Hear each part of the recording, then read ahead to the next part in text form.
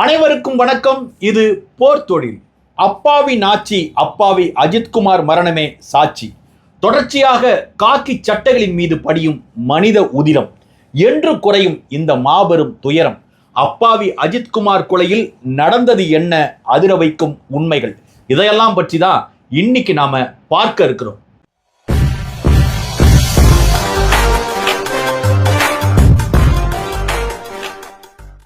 முதலமைச்சரோட ஒரு சந்திப்பின் போது ஒரு மாணவி எழுந்து உங்களை அப்பான்னு கூப்பிடலாமா என்று முதலமைச்சர் ஸ்டாலினிடம் கேட்டு தொலைக்க, அன்றிலிருந்து தமிழ்நாட்டிற்கே அப்பாவானார் அப்பா டக்கர் ஸ்டாலின். தமிழ்நாட்டிற்கு பிடித்தது கேடு. தெருவுக்கு தெரு சாராய கடைகளை திறந்து வைத்துக்கொண்டு போதையில் தள்ளாடும் தமிழகமாக இந்த நாட்டையே மாற்றிட்டு உங்களை கெஞ்சி கேட்டுக்கொள்கிறேன் என்று அப்பா முதல்வர் ஸ்டாலின் நாடகம் நடத்தி வருகிறார். அந்த கால கொடுமையின் தொடர்ச்சியில் இப்போது ஒரு அப்பாவியின் கொலை. சிவகங்கை மாவட்டம் மடப்புரம் நாடார் தெருவை சேர்ந்த பாலகுருநாதன் மகன் 29 வயதுள்ள அஜித்குமார் என்ற இளைஞர் மடப்புரம் உள்ள அடைக்கலம் காத்த ஐயனார் மற்றும் பத்திரகாளி அம்மன் கோவில்ல ஒப்பந்த அடிப்படையில், அதாவது கான்ட்ராக்ட் லேபர் காவலாளியாக பணிபுரிந்து வருகிறார். கடந்த 27ஆம் தேதி வெள்ளிக்கிழமை காலை ஒரு 11 மணிக்கு ஒரு தாயும் மகளும் ஒரு காரில் வந்தவர்கள் நடக்க முடியாமல் இருந்ததுனால சக்கர நாற்காலி வேண்டும் என்று கேட்டதன் பேர்ல அஜித்குமார் உதவி செய்ய வராரு. அவரிடமே தாங்கள் வந்த காரோட சாவியை கொடுத்து வேற ஒரு இடத்துல இந்த காரை நிப்பாட்டுங்க என்று சொல்லி அந்த காரை கொடுத்துருக்காங்க. கார் ஓட்ட தெரியாத அஜித்குமார் வேறொரு நண்பருக்கு ஃபோன் பண்ணி அவரோட உதவியோட அந்த காரை வேறொரு இடத்துல நிப்பாட்டி இருக்கிறாரு. மதியம் 12 மணிக்கு மேல வழிபாடு முடிந்து திரும்பி வந்த அந்த பெண்கள் கேட்டதும் மீண்டும் காரை எடுத்து அவர்களுக்கு கொடுத்து அவர்களும் திரும்பி போயிட்டாங்க. மதியம் 2 மணி அளவுல திருபுவனம் காவல் நிலையம் வந்த அந்த பெண்கள் பர்சில் வச்சிருந்த பணம் ரூபாய் 2500 10 பவுன் நகையும் காணலன்னு சொல்லி ஒரு வாய்மொழியா புகார் கொடுத்திருக்கிறாங்க. காவல் நிலையத்துல கேட்டுக்கொண்டதன் பேர்ல கோவில் நிர்வாக அலுவலர்கள் மாலை 7 மணிக்கு அஜித்குமாரை காவல் நிலையத்தில் ஒப்படைச்சிருக்கிறாங்க. இன்ஸ்பெக்டரும் சப் இன்ஸ்பெக்டரும் விசாரிச்சுட்டு மானாமதுரையில் உள்ள துணை காவல் கண்காணிப்பாளரின் சிறப்பு படையினர்கிட்ட அஜித்குமார், அவருடைய தம்பி நவீன்குமார், காரை நிறுத்த உதவி செய்த நபர் மற்றும் 2 பேர், ஆக மொத்தம் 5 பேரை விசாரணைக்காக கூட்டி சென்று திருபுவனம் கால்நடை மருத்துவமனை அருகில் உள்ள சீத்தாச்சேரி களம், மடப்புரம் விலக்கு மாணவர் விடுதிக்கு பின்புறம், பேருந்து டிப்போ பின்புறம் உள்ள ஆற்றோர பாதை ஆகிய 3 இடங்கள்ல வச்சு அடுத்த நாள் மாலை வரை அடிச்சு கொடுமை செய்து விசாரணை நடத்தியிருக்கிறாங்க.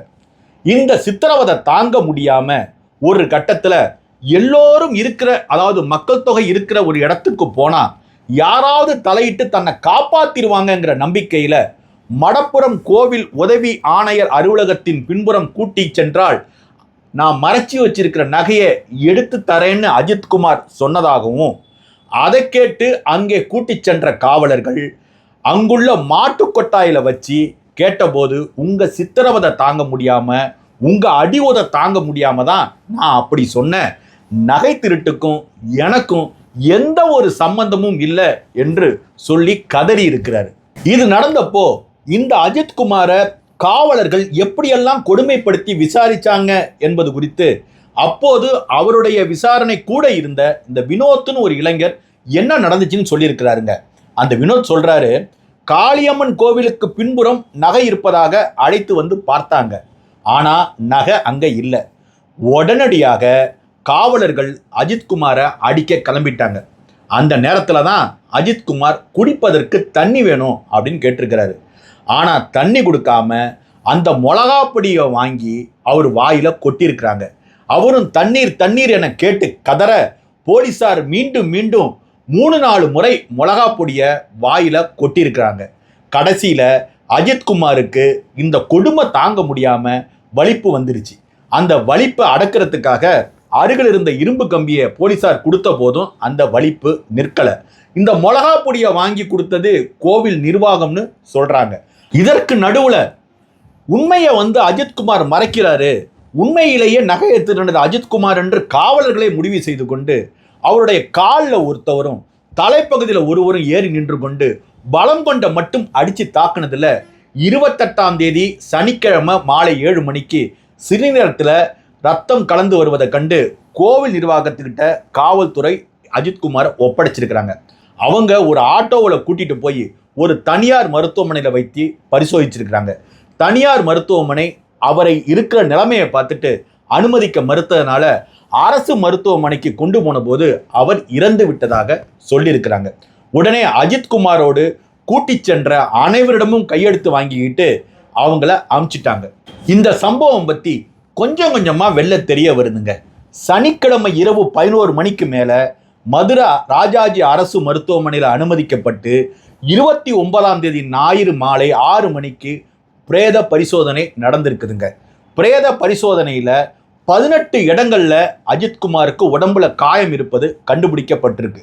இந்த பிரேத பரிசோதனைக்கு முன்னாடி திருபுவனம் நீதித்துறை நடுவர் இறந்து போன அஜித்குமாரின் தாயார் மற்றும் அவருடைய சகோதரர் நவீன்குமார் மற்றும் சாட்சிகள்கிட்ட இது பற்றி விசாரணை நடத்தி இருக்கிறாருங்க. திருபுவனம் காவல் நிலையத்தில் முதல் தகவல் அறிக்கை தாக்கல் செய்யப்பட்டிருக்குங்க.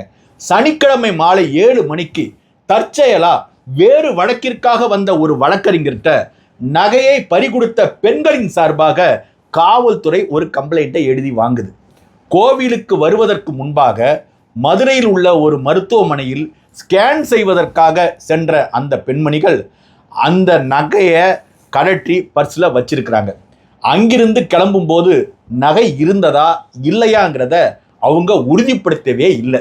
சந்தேகத்தின் பேரில் அவர்கள் கொடுத்த புகாரை பெற்றுக்கொண்ட திருபுவனம் காவல்துறையை சேர்ந்த காவலர்கள் கைது குறிப்புகள் எதுவும் தயாரிக்காம எஃப்ஐஆர் போடாம 5 பேரை சட்டவிரோத காவலில் வச்சு 3ஆம் தர சித்திரவதைகளை ஈடுபட்டதுனால 10ஆம் வகுப்பு வரை படித்த இதுவரை எந்த குற்ற வழக்கிலும் சம்பந்தப்படாத அஜித்குமார் உயிரிழப்பதற்கு காவல்துறை அதிகாரிகளே முழுமையான காரணமாக இருந்திருக்கிறாங்க.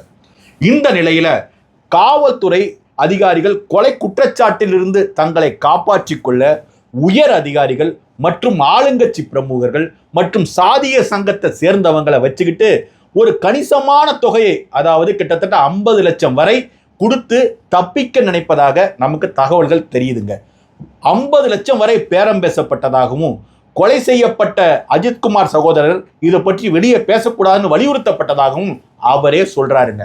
இந்த நிலையில எல்லா தரப்பினரும் கடுமையான எதிர்ப்புக்கு பிறகு உயர்நீதிமன்றத்தில் வழக்கறிஞர்கள் அவங்க ஒரு கம்ப்ளைண்ட்டை கொடுக்குறாங்க.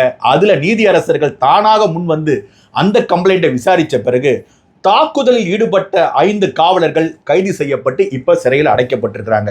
Manamadurai DSP Shanmuga Sundaram suspend செய்யப்பட்டிருக்கிறாரு.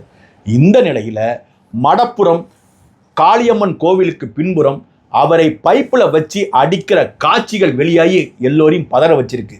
ஆமாங்க, காவல்துறையை சேர்ந்த காவலர்கள் அஜித்குமாரை அடிக்கிற காட்சி ஒரு செல்போன் கேமரா மூலமாக பதிவு செய்யப்பட்டு அது சமூக வலைதளங்களில் தீவிரமாக பரப்பப்படுதுங்க.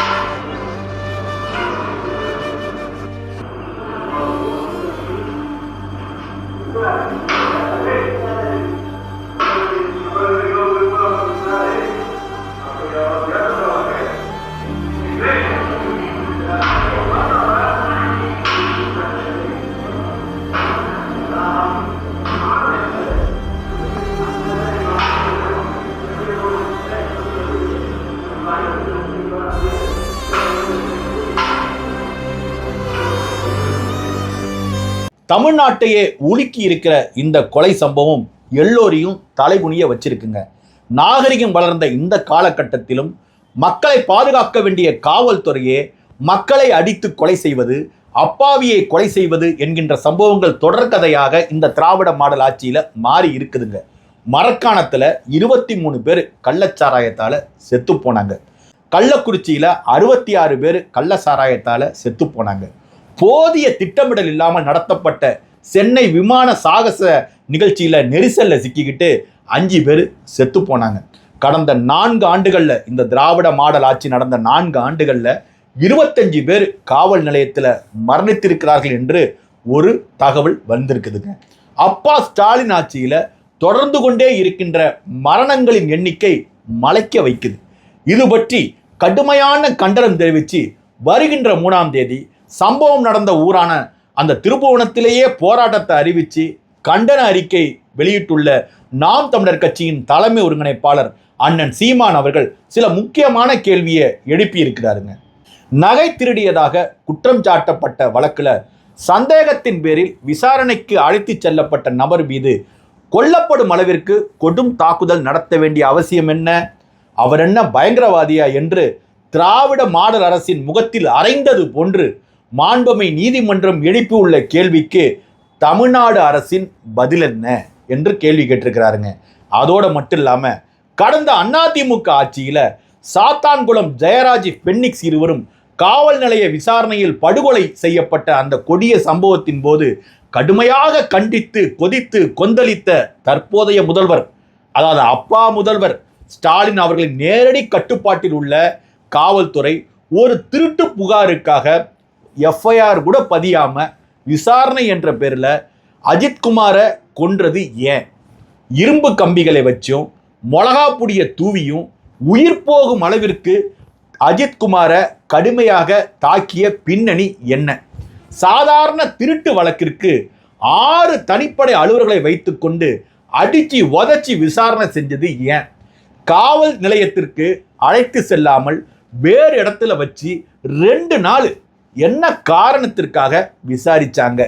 கைது செய்யப்பட்ட 24 மணி நேரத்துக்குள்ள அஜித்குமாரை நீதிபதி முன்னாடி நேர் நிற்காம வச்சு மறைச்சி வச்சது எதனால?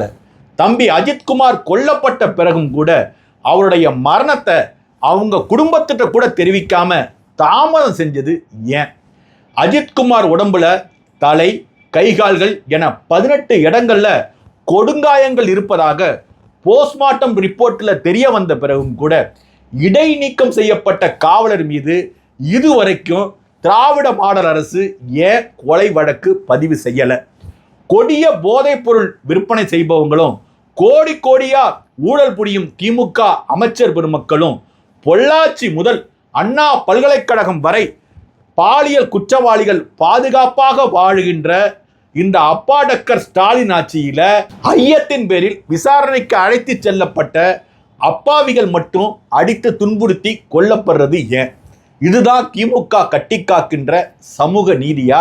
கொங்கு மண்டல தோட்டங்களில் நடைபெறுகிற தொடர் படுகொலைகளை தடுக்க திறனற்ற திராவிட மாடல் அரசின் காவல்துறை அக்கொடுங்குற்றவாளிகள் மீது காட்டாத அடக்குமுறையும் கடைபிடிக்காத விதிமுறையும் ஏதுமறியா எளிய மக்களின் மீது காட்டுவதன் எதனால? பல நூறு சவரன் நகைகள் காணாமல் போனாலும் பதறாத காவல்துறையினர் வெறும் 10 சவரன் நகைக்காக வழக்கு கூட போடாம முறைகேடான விசாரணையில உயிர் போகும் அளவிற்கு தாக்குனது எதனால? எந்த சாரின் உத்தரவுல இந்த கொலைவெறி தாக்குதல் நடைபெற்றது? எந்த சாரை மகிழ்விக்க அஜித்குமாரின் உயிர் பறிக்கப்பட்டது? அவருடைய உறவினர்களிடமிருந்து பேரம் பேசி உடல்களை வாங்கிச் செல்ல மிரட்டுவதும், உடலை விரைந்து புதைத்து ஆதாரத்தை அடிக்க காவல்துறையும் திமுக ஆட்சியாளர்களும் இவ்வளவு தீவிரம் காட்டுவது எதனால? எந்த சாரை தப்பிக்க இது போன்ற நாடகங்கள் நடந்து கொண்டிருக்கிறது என்று அடுக்கடுக்காய் எழுப்பப்படும் எந்த ஒரு கேள்விக்கும் பதில் சொல்லாம மாண்புமிகு தமிழக முதல்வர் மு.க. ஸ்டாலின் அமைதி காக்கிறது எதனால என்று அண்ணன் சீமான் கடுமையா கோபப்பட்டிருக்கிறாருங்க. திமுக ஆட்சி பொறுப்பேற்ற பிறகு கடந்த 4 ஆண்டுகள்ல 24 விசாரணை மரணங்கள் நடந்திருப்பதா தகவல் அறியும் சட்டம் மூலம் பெறப்பட்ட தகவல் ஒன்று கூறுதுங்க. ஆனால் உண்மையில திமுக ஆட்சியில தமிழ்நாடு முழுவதும் காவல்துறை விசாரணையின் போது கொல்லப்பட்டவர்களின் எண்ணிக்கை 40 தாண்டி இருக்குதுங்க. திமுக ஆட்சியில 2021ஆம் ஆண்டு 10 விசாரணை மரணங்களும், 2022ஆம் ஆண்டுல 11 விசாரணை மரணங்களும், 2023ல 7 விசாரணை மரணங்களும், 2024ல 9 விசாரணை மரணங்களும் காவல்துறை விசாரணையின் போது நடைபெற்றதாக தெரிய வந்திருக்கிறது. நடப்பாண்டுல விசாரணை மரணங்கள் பற்றி இதுவரை கணக்கில் எடுக்கப்படலை. காவல்துறை விசாரணையின் போது நடைபெறும் படுகொலைகள்ல முதலாவதாக இருக்கிறது குஜராத். அந்த குஜராத்தை பின்னுக்கு தள்ளி தென் மாநிலங்கள்ல முதலிடம் பெற்றிருப்பது தான் தீய திராவிட மாடல் அரசின் ஈடு இணையற்ற சாதனை. 4.5 ஆண்டுகால தீய திராவிட மாடல் ஆட்சி, நடைபெறும் விசாரணை படுகொலை சாட்சி என்று அண்ணன் சீமான் கோபப்பட்டு கொந்தளிச்சிருக்கிறார். ஜெய்பீம் விசாரணை போன்ற படங்களை பார்க்குறப்போ இப்படியெல்லாம் நடக்குமா என்று திரையரங்கில் உட்கார்ந்து எல்லோரும் சிந்திச்சோங்க.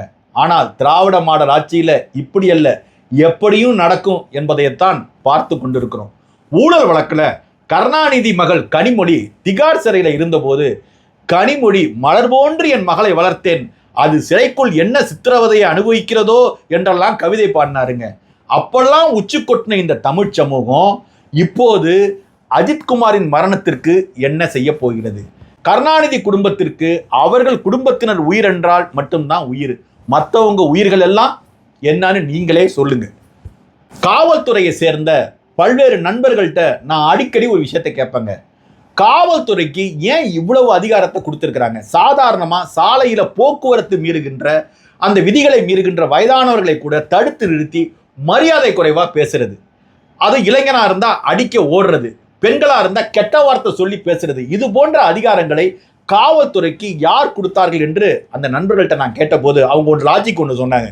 அதாவது அன்பா பேசினா யாரும் கேட்க மாட்டாங்க, அதனால நாங்கள் அதட்ட வேண்டிய ஒரு சூழ்நிலை வருது என்றெல்லாம் அவங்க ஒரு லாஜிக் சொன்னாங்க.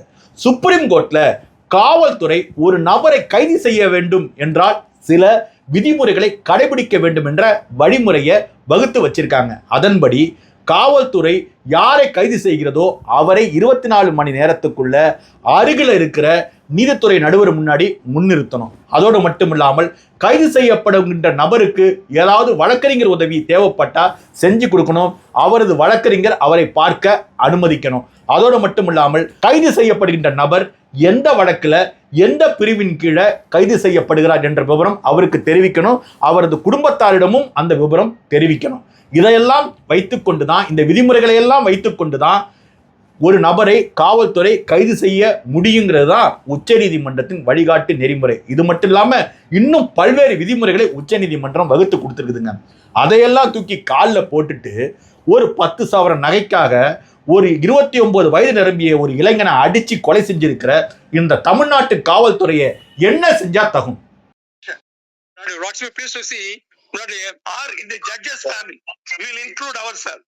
What will be the actions of the policeman? The government, you always, you don't respect poor man's life. That is not there, not in the present case. Therefore, you are not answering our question till now. You have to answer. We will definitely answer. No ordinary constable will act. In a team will not act. I can understand. Some constable going somewhere, picking up quarrel, who is doing some theft, or beating some persons outside the duty hours. We can understand, Mr. Ajay. Yes. But we cannot understand a team of special team in a police vehicle going to a particular place, picking up a person, 2 days kept surrounding area, beaten him, and finally he is declared dead. Therefore, at whose direction the special team acted, even if you say, nobody has instructed, still. இந்த கொலை பாதகத்துக்கெல்லாம் துணை போகிற தீய திராவிட ஆட்சி முறைமைக்கும் அதன் தலைவராக இருக்கிற ஐயா ஸ்டாலினுக்கும் என்ன தண்டனை கொடுத்தா சரியா இருக்கும்?